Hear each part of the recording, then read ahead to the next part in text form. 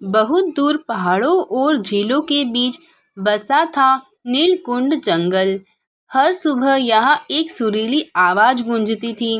वो आवाज थी मीठी की। मीठी एक छोटी सी सुनहरी चिड़िया थी जिसके पंखों में सूरज की चमक थी और दिल में सबसे ज्यादा करुणा। हर सुबह वो सबसे पहले गाना गाती। उसका गीत बाकी पक्षियों को नई उम्मीद देता। जंगल में सब उसे मानते थे। मीठी मतलब मुस्कान, मीठी मतलब सुबह। लेकिन फिर एक दिन, एक अंधेरी रात को एक भयंकर तूफान आया। तेज हवाएं, बिजली की कड़क और बारिश का कहर। मीठी उस वक्त अपने घोंसले से बाहर थी। एक घायल नन्हे पक्षी की मदद करने गई थी। जब वो लौटी, उसका घोंसला टूटा पड़ा था। उसकी माँ चली गई हमेशा के लिए। काश मैं ना जाती, काश मैं माँ को रोक पाती। मीठी ने गाना छोड़ दिया। गाने की क्या बात, अब वो उड़ना भी छोड़ना चाहती थी। गलती नहीं थी मीठी की, पर वो खुद को ही दोष देती रही। वो कहती, मेरे पंख अब सिर्फ बोझ है, माँ नहीं तो सब व्यर्थ है। हर दिन वो एक छोटा पत्थर ढूंढती और अपने पंखों में बांध लेती। एक बोझ, एक पछतावा, एक गलती। धीरे धीरे उसके पंख इतने भारी हो गए कि वो जमीन से भी ऊपर नहीं उठ पाती थी। अब वो जंगल जहाँ मीठी की आवाज गूंजती थी, जो चुप हो गया। बाकी पक्षी उसे देखते दुखी होते पर कुछ कह नहीं पाते। एक दिन एक बच्चा पक्षी, नन्हा टीको, पेड़ से गिर पड़ा।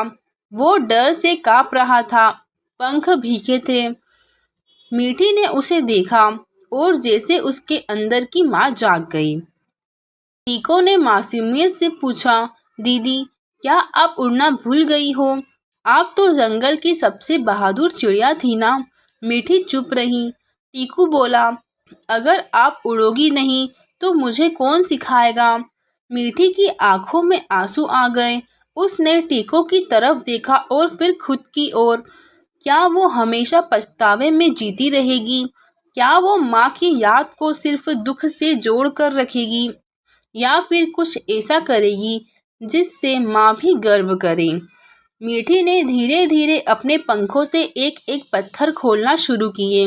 हर पत्थर निकालते वक्त उसने खुद से कहा, ये मेरा दोष नहीं था, मैंने जितना बन पाया उतना किया। माँ चाहती थी कि मैं उड़ती रहूं।